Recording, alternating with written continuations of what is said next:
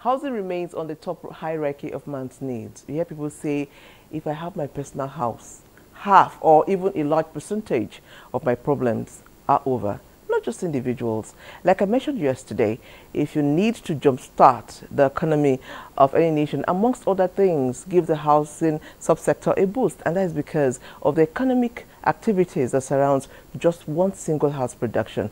Replicate that and you understand the value added to the economy.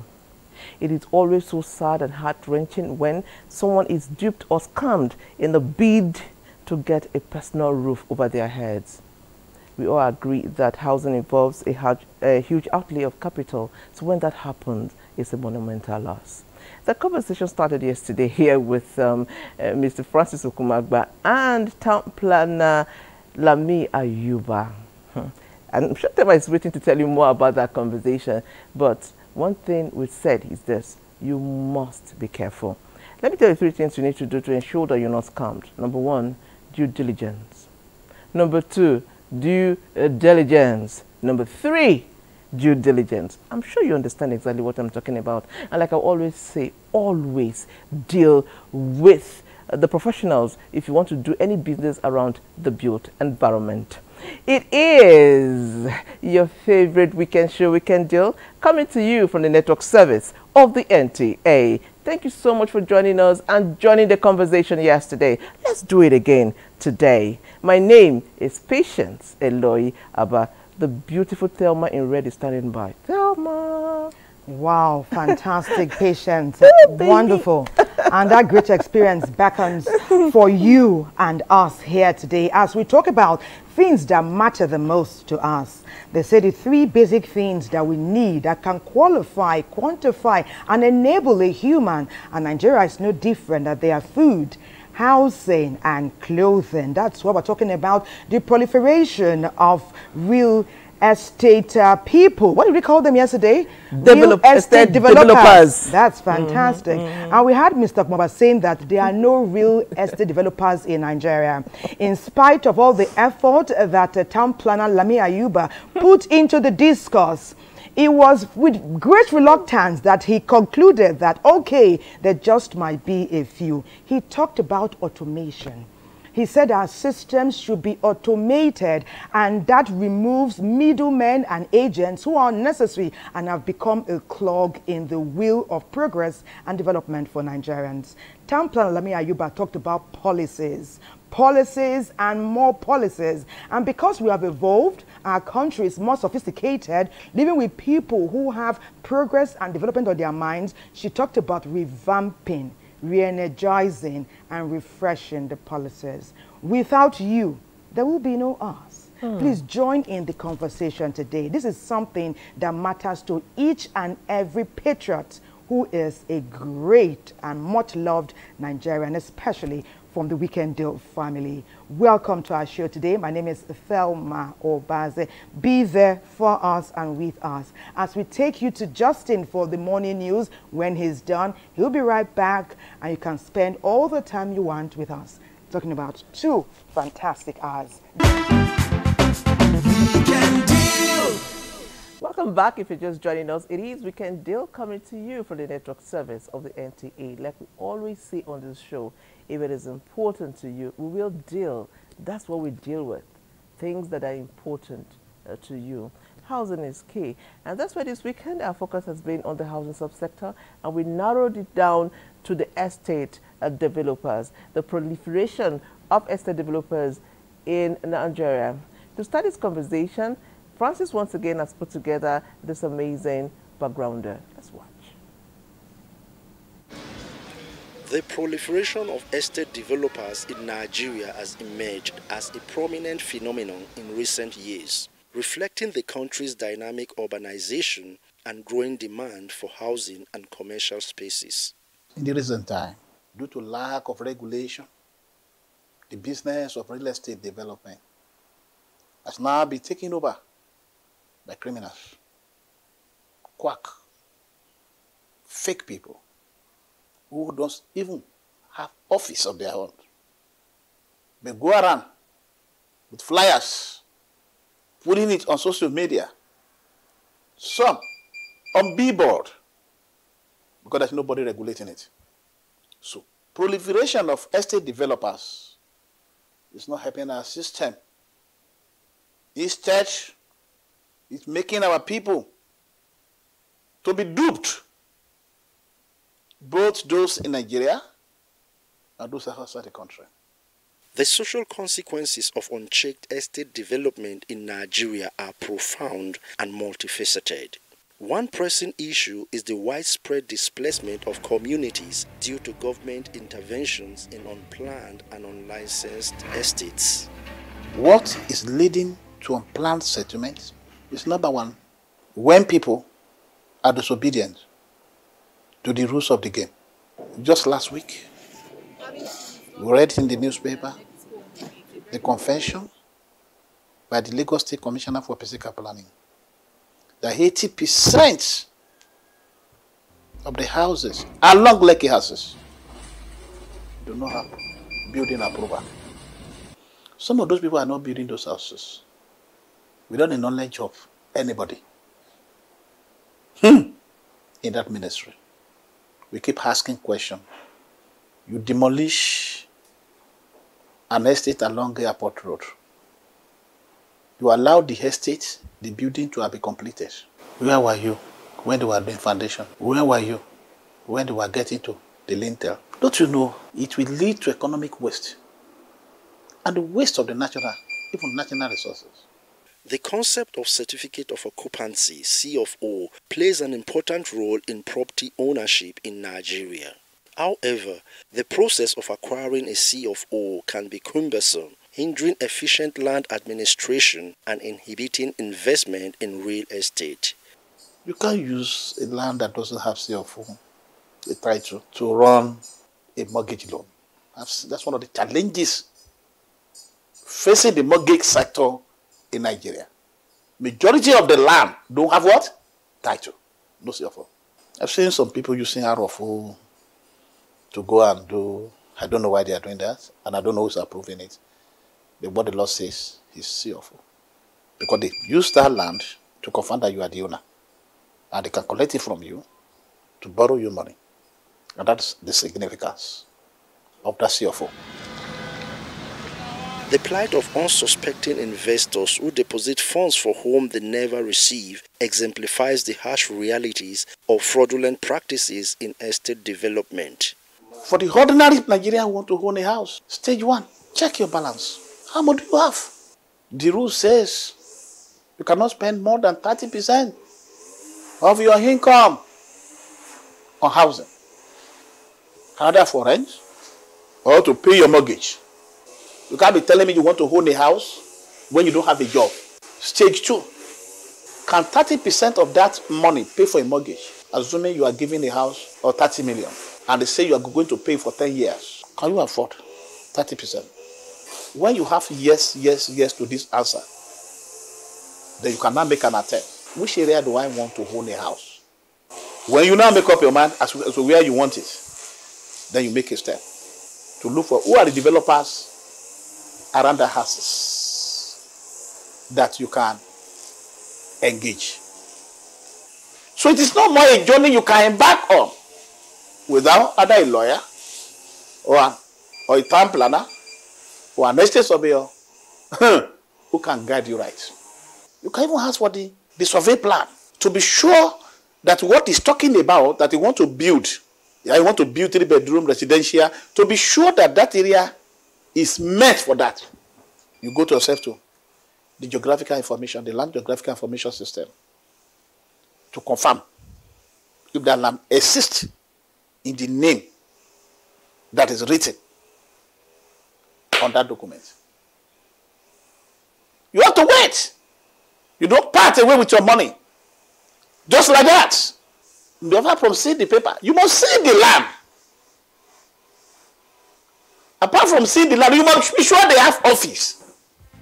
Therefore, Weekend Deal today is captioned Proliferation of Estate Developers in Nigeria.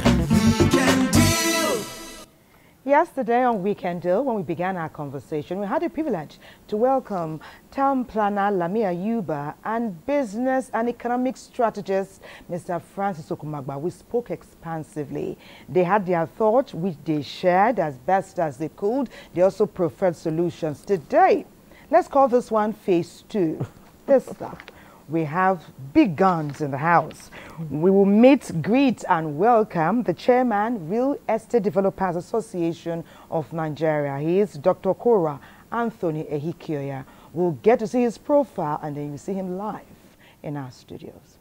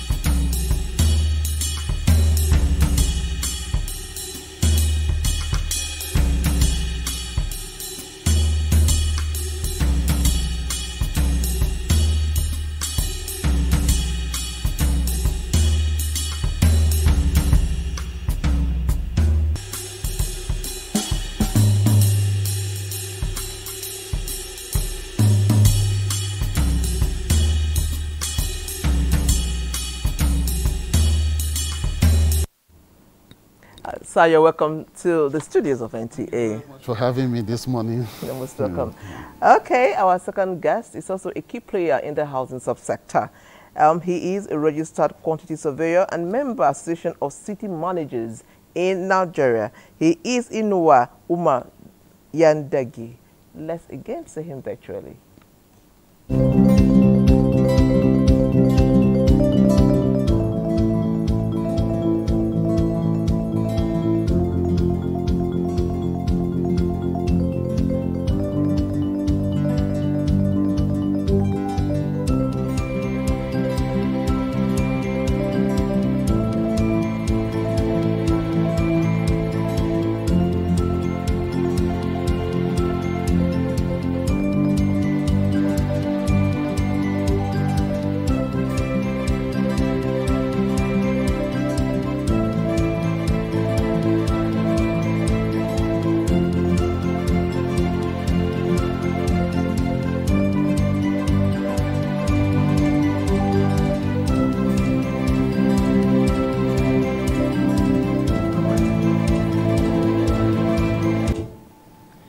QC Inuwa Uma, welcome you to Weekend Deal. Welcome, Thank you for having me. Yeah. When we talk about the three basic needs of every human being, we talk about food, housing, and clothing.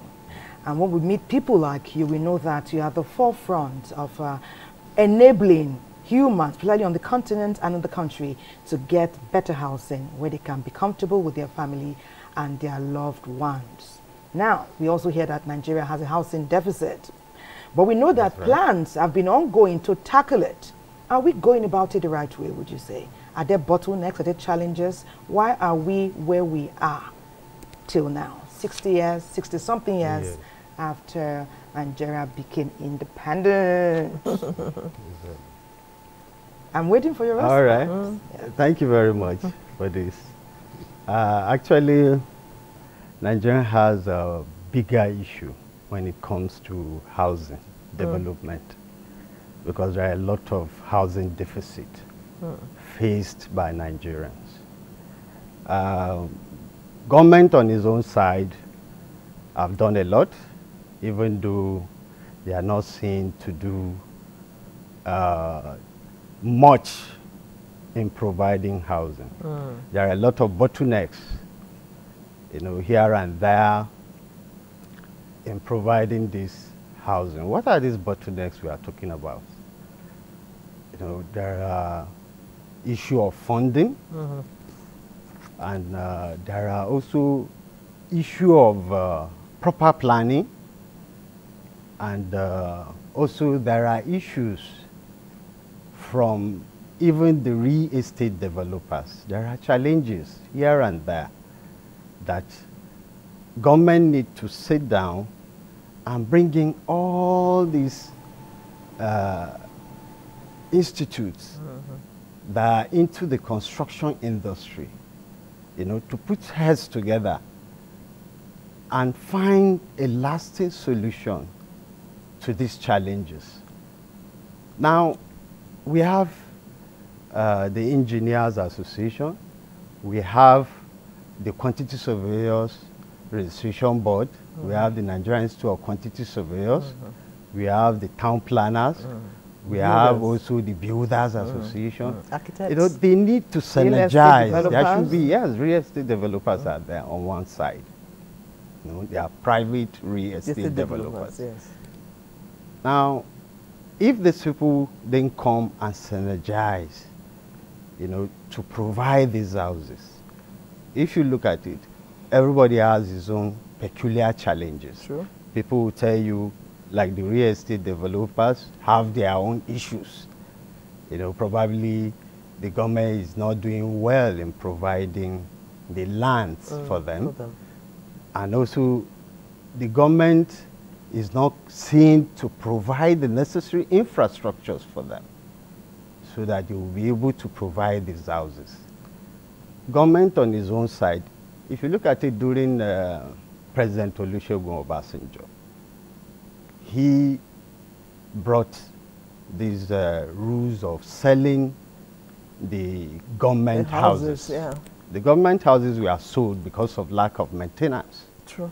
Because a lot of money is being appropriated to maintain such houses. Now, when he looked at it, he said, no, you know, government cannot continue to provide this. Rather, they should sell those houses so to the individuals, can, which is okay. Yes. Yes, a lot of people own their own houses. Those are working as civil servants. They were able to get those houses, and they provided mortgage for them to pay off by way of deducting from their salaries until they were able to offset their mortgages. Now, since after then, there are no houses provided again. Yes, FHE was doing its best, Federal Housing Authority, to provide most of these houses. Now they also are faced with lack of funds. So basically, there are a lot of issues. Challenges. You know, when you talk to people in the real estate circle, they'll tell you, if you talk to people from the Lagos houses, they'll say since the Jokonde time, if you come to the national, say to the Shagari locust time. I mean, are we going to be talking history forever? Now, Mr. Chairman, real estate developers. My question to you will be in two parts. You know, we are looking at the proliferation of estate developers. My first question will be, do we have too many estate developers? First question, part A. Part B will be, okay, like we talked about, is the PPP was set up in order to ensure that the low-income earners get houses. Now, a lot of failures were also blamed on the real estate developer. Not all of them. Some of them were credible. But a whole lot of them took this land and sold them. We call them briefcase developers. The briefcase developers took over the place. What is your association doing? How will you talk about this? And number one, are you guys too many? Are the numbers too many? Or the real ones are few and then the briefcase all over? I think you've answered the question by asking the question. Thank you very much. I will say that the developers are not too many. Okay. The sky is so wide for the birds to fly. We have a housing deficit of about 20 million. That brings to the fact that there are about 5 million Nigerians who do not have roof over their heads. It will be more.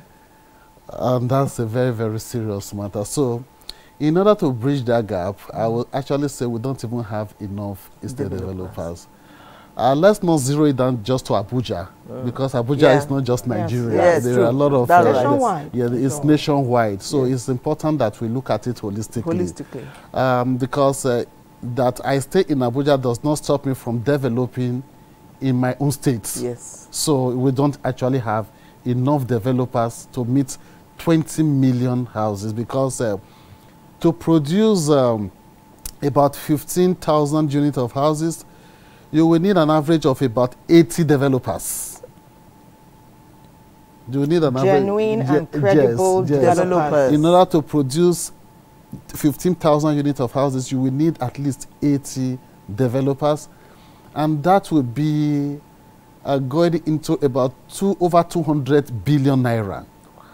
Yes, that's exactly what it means. So the developers are not too many, and we actually need genuine and credible developers. It is not everybody you see on the streets that calls themselves developers that are developers. True. In mine, as a chairman, the ones I can say okay, are developers.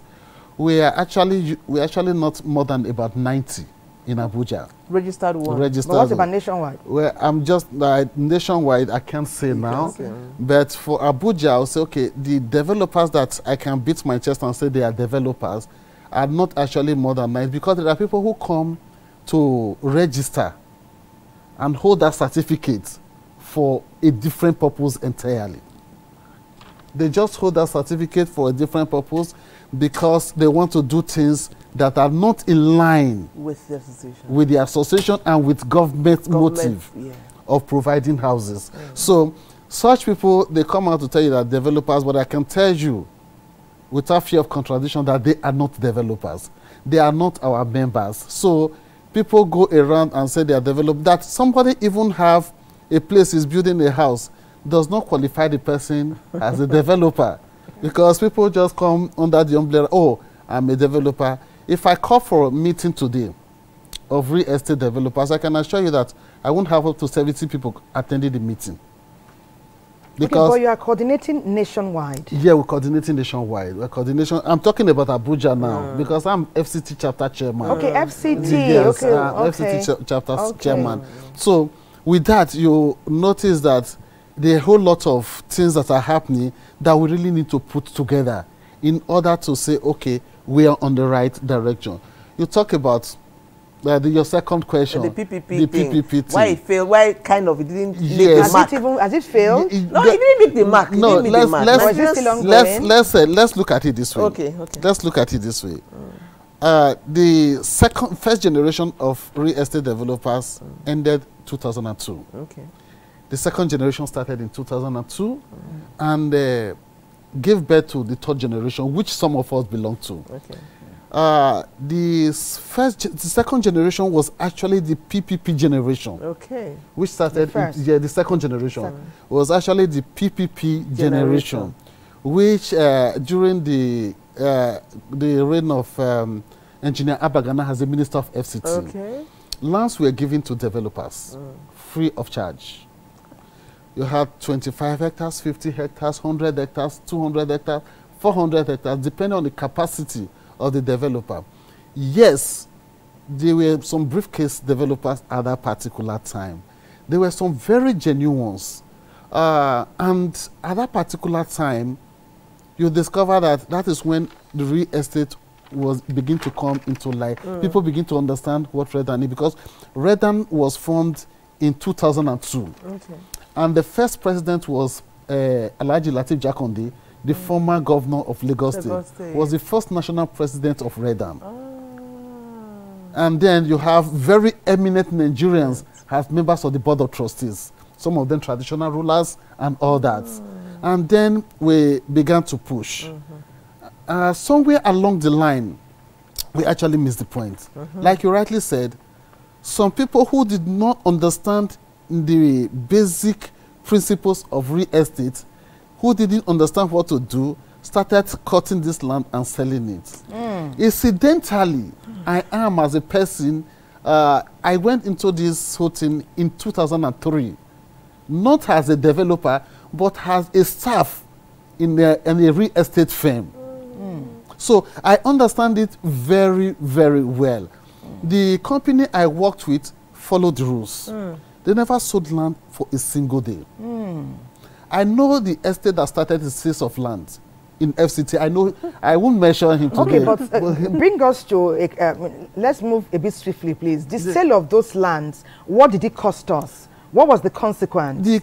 Actually, the consequences was not actually negative. It was positive to some extent. Because one, it actually assisted some of the developers to move faster than they would have moved because of lack of funds. Oh, okay. Yes, because some developers actually at that time were practically working for the banks. Because the interest rates was too high to the extent that some developers went into debt. But some were a little bit smart, selling lands and building.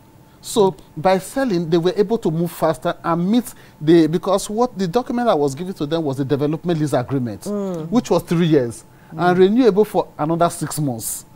So because of that, the developers who sold land, they were able to meet up with that deadline of 3 years, being able to develop the entire estate, leaving some little portions and all that. So it was not altogether negative. Because the lands were actually sold, because the lands were free ab initio, they were also sold very cheaply.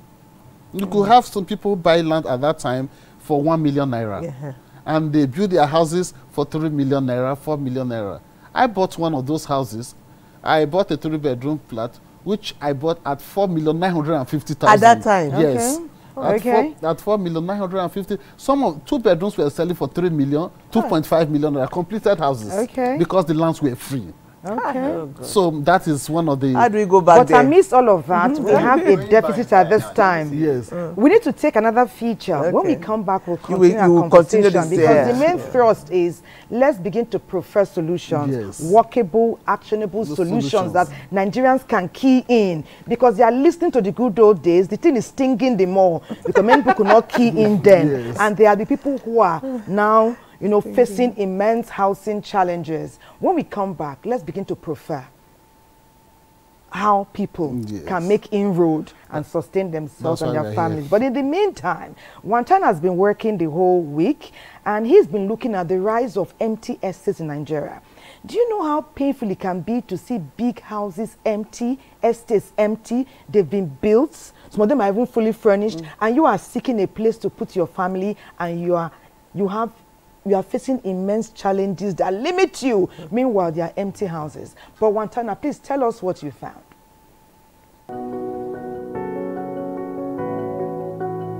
Estates are empty in the city of Abuja, yet new estates are springing up all over the city. 80% of the city's workforce come from outside the city, leading them to spending more on transportation. We spoke to the developers of these estates to see the reason behind this. The value of land in several locations differs. So, for example, if you buy land in Asokoro for billions, you know definitely anybody that is coming to buy should come according to what you are expecting. And if you buy in some other area like Kuje, anybody that is coming to buy will buy according to the value of that location. A 2-bedroom terrace duplex in a 5-row, each of them on a shell or carcass is sold for 40. In the shell, we give you the windows, we do the plastering, the in and out plastering, and also we do the coordinate. Then we give it to our client. Then the finishing, you complete it yourself. But if you want us to complete the finishing for you, it goes for 45 million. But if you have 35 million you give to me, I will still take. Well, it comes in 2 ways. It all depends on what the ordinary Nigeria is doing. If it's a civil servant, they can take advantage of the mortgage. There are mortgage banks that facilitate payments. They will pay us the money that maybe if the civil servant is earning some good amounts of money, the mortgage bank would deduct from their monthly salary and monthly contribution to pay us for the property that they are interested in, maybe 50 or 30% upfront payment, and then we spread it to about 12 to 24 months. That is for people who are civil servants. But for the business people, they can take advantage of our installments, paying in installments. So they can choose to like pay for 12 months or pay for 24 months, anyone that suits them. That's how the ordinary Nigerians can benefit from our housing scheme. We all can take the advantage of the Federal Mortgage Bank to pay for a property of your choice while you pay back in installments. Okay, just reminds me of the popular saying about water everywhere but none to drink. So in this way, just place it with houses everywhere, but nowhere to lay our heads. Okay, so this conversation is still on. QS Inua was going to talk about how we can get back to where we can still afford houses. That's what the thought before we asked you to hold it. So you can carry on from there. Okay. Yes. Let's look at what the head of civil service of the Federation, a program she introduced at the office of the head of civil service, is a kind of package welfare for civil servants and public servants. I think in 2017, she introduced Federal Integrated Staff Housing. The FISH program. The FISH program. Yes, the FISH program. Now, what does the FISH program do? They engage credible developers and partner with them to provide affordable houses, quality affordable houses for civil servants. Now, they also have the mandate of acquiring land from FCT in order for the houses cost to reduce drastically. They get lands from FCT and they engage these developers to build their houses, thereby eliminating the cost of the land because the land is going to be free. Now, if a developer partners with them, he is not going to charge the cost of land because the land was provided for him by the program. Now, the only thing he's going to charge is going to be the cost of construction. We must be able to face reality. In fact, I always use the word sincerity of purpose. Once there's no sincerity of purpose in anything, you can't get it right.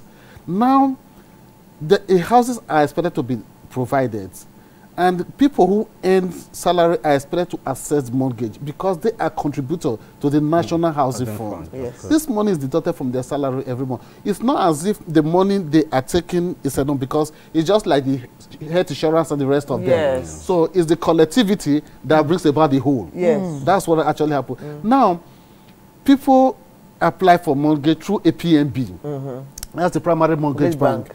And it takes eternity for this mortgage to be processed. That's one problem. And unfortunately, I will be... Is that intentional, the delay? Is it intentional? I want to believe operational? That it's, if we say it's operational, it means that we are not serious about what we are doing. Because we must be conscious. We must be conscious and deliberate about achieving a purpose. You don't just throw things that way and expect it to just work out. There must be a systematic way of doing something. You must have a focus. You must have an agenda. You must have a goal. You must have an aim. Dr. Kurwa, can I come in here just a minute? We're about to go on a break.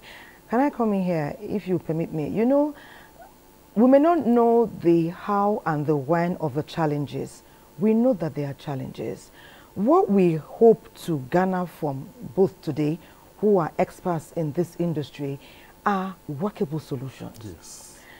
She's same problem, I'm same problem, we said problem yesterday. Tell us the way forward. But that will be after I return from this show. We're talking with Dr. Kurwa, who is the chairperson of the Real Estate Developers Association, FCT Chapter, Nigeria. We also have here as a guest, registered quantity surveyor and a member of the Association of City Managers in Nigeria, QC Inua Umayadangi. We need them to tell us the how, to tell us the when, to tell us the who, and to tell us the where. That's what Nigerians yearn to hear today. But we'll take a break. When we come back, we're sure that's the path that we're progressing towards. Don't go away. Welcome back. If you're just joining us, it's We Can Deal, and it's all about houses. Today, Now, joining the conversation is Koho, and the title of a short story is Building Dreams, the Journey and the Visionaries of Real Estate Development in Nigeria. In a nation of boundless opportunities and formidable challenges, real estate developers stand as architects of progress, shaping skylines and communities alike. Yeah, real estate business is a thriving business, as rightly said, and complying with necessary authorities is a must. As a real estate developer, we have so many organizations, so many government agencies to work with, from Department in FCT, Department of Development Control, the AGs, we have FRS, we have regulatory bodies that regulate how we do our advertisement. Working with all these bodies is necessary in order to ensure we do the right thing, because real estate has a lot to do with our lives and the lives of people. So you need to build with quality material, you need to build with integrity and build to last. Land acquisition is the cornerstone of real estate development. In a country where land ownership can be complex, developers must navigate a landscape of competing claims and overlapping interests.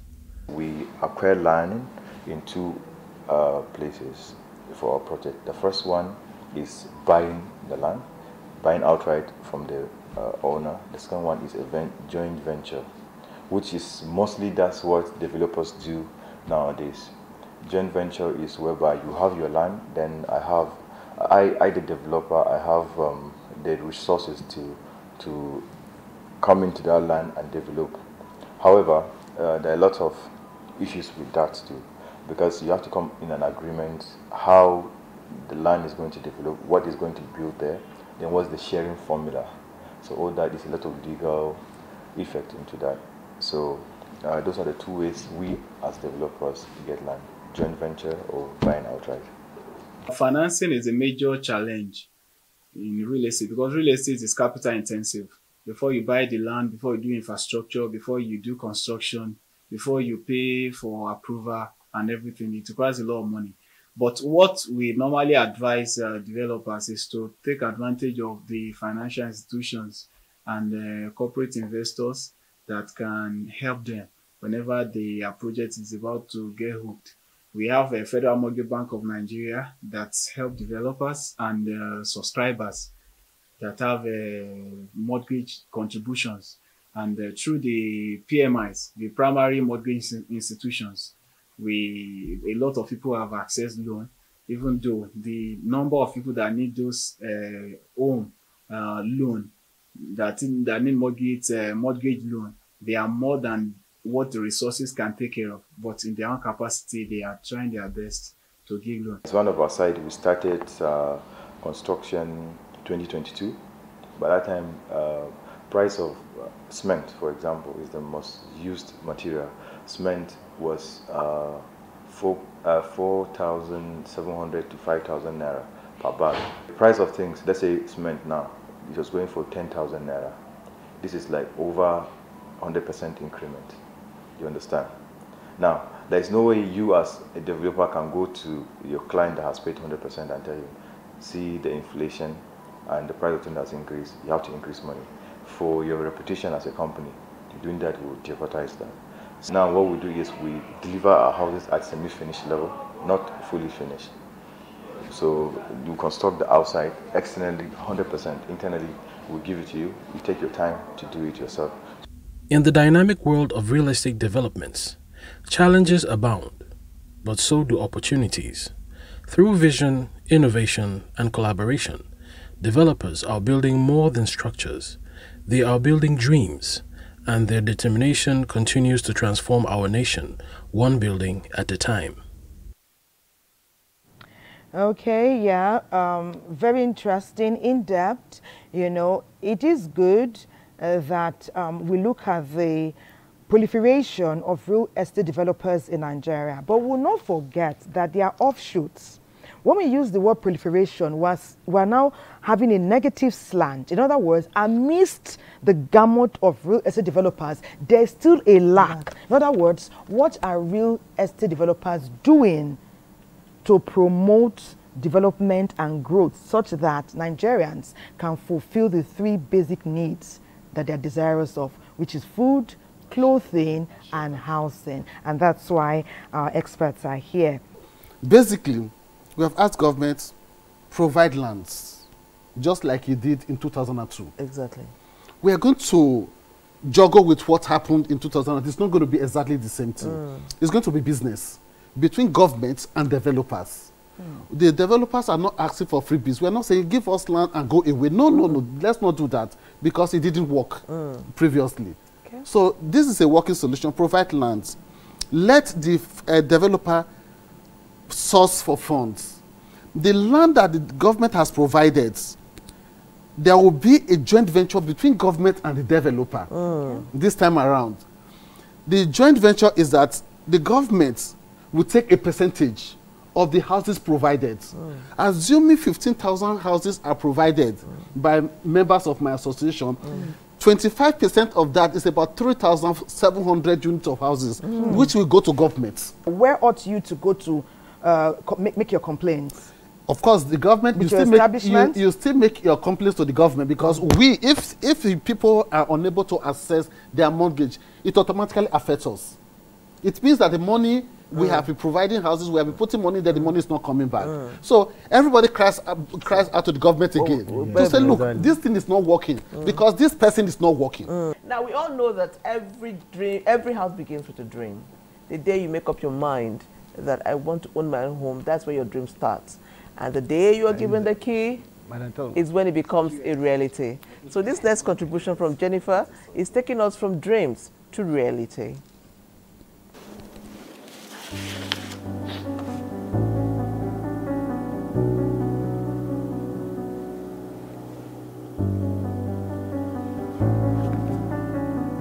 I've always dreamt of owning a house. A place to call my own. I'm even tired of paying rent, year in, year out. I'm tired. I'm tired. It's not even easy saving up for a down payment because of this economic hardship.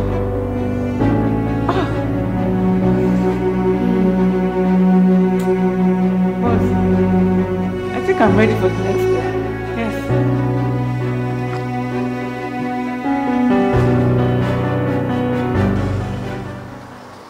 For many Nigerians, owning a home is a lifelong dream.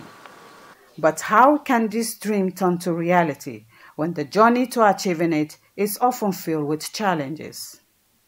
Setting clear goals is the first step in acquiring a home. What kind of home do you want? What is your budget? We know due to the economic situation we are having now, things are very hard, and to acquire houses directly is going to be difficult for people, more especially our civil servant. But the government has made it very easy for public servant and even private individual outside to acquire these houses. What is the steps? Most of our states in Nigeria have their own mortgage banks that if you want to acquire a house, you can acquire loan from that place, and you pay the fee of the house, and eventually within some period of time you pay your debt. How can you do it? First of all, when you walk into any mortgage bank that belongs to that state government, when you go there, you acquire forms, you fill the forms, you give it back to them. Inside the forms, there's a column that you fill your account, your salary account, where they are going to use and be deducting the amount, the percentage they were going to collect from you. The legal process can be overwhelming, but experts said it is essential to ensure a smooth transaction. First of all, you enter into your contract. You, as a purchaser, you make a deposit, and that deposit will now enable you to investigate the title. But he can delegate that responsibility to his lawyer, whether the vendor, which means the seller of the land, has the title. Then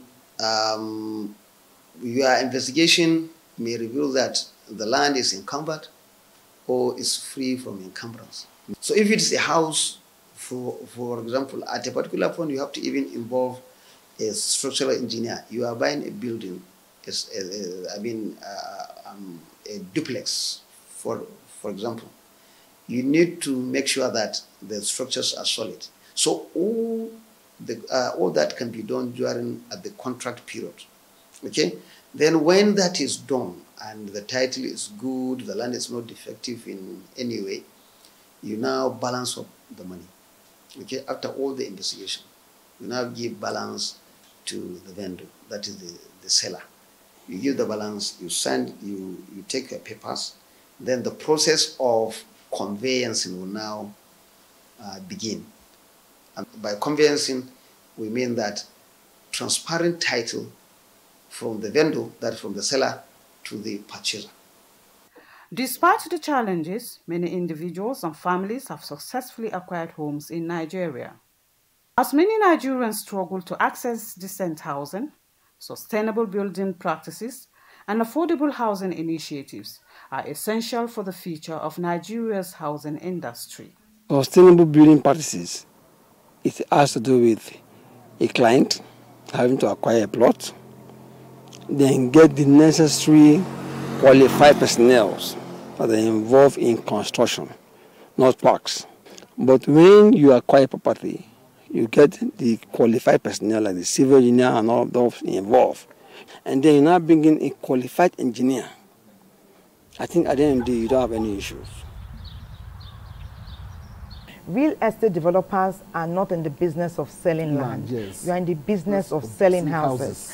And over time, we've got to hear about something, an innovation that has worked for some people, and it's talking about rent to own. Chima from Benin says, I really appreciate and encourage the Nigerian Television Authority, the NTA, and other media houses to air this kind of programs regularly. I'm inspired by what I'm listening to today. I like the direction and the trend of the discourse, and I've learned a lot. Mr. Chima from Benin. Just take one more. Okay. Weekend Deal, thank you for this very interesting topic. Real estate developer, just like the word implies, real, they are real. They are real people who have genuine interest to make provisions for Nigerians who need housing, but they must speak to the fake ones and address it urgently. From Kaduna, Umar Bashir. Thank you so much, Thelma. So I'm curious, you've been willing to join this conversation. So let's have your take on, speak to all the things that jump out to you. Thank you very much, Madam Patient. Now, we talked about mortgage bank. A lot of civil servants and public servants, the major challenge they have from mortgage banks are this equity contribution. True. Because now, if you are a civil servant, not a public servant this time around, because the core civil servants are those that work in the ministries, while the public servants are those that work under ministries. Now, parastatals, agencies. I might be public servant, but I need housing. No. You know what I'm saying is because their enumeration varies. It varies. But all of us need housing. No, of course, all of us need housing. Now, if you are now a core civil servant, let me go there. Now, your take home, you know, with this the old minimum wage, 30,000 and so. Then now, with the cost of houses now, we are looking at maybe a 2-bedroom now is going for like 14 million. Yes. Now you are asked to pay an equity contribution of 15%. Yes. Where do you get that such kind of money? You can't raise such type of money. Now you are a contributor of NHF. Every month they deduct your money 2.5% for NHF. Yes. To Federal Mortgage Bank. Yes.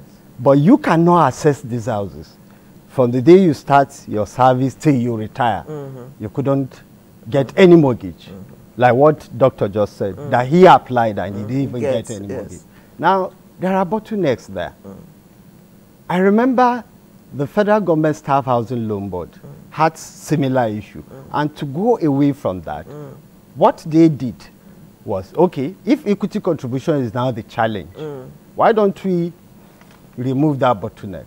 Okay. Nobody is going to pay any equity contribution. So long as you are assessing mortgage through the federal government staff housing loan board, there is no equity contribution anymore. That's beautiful.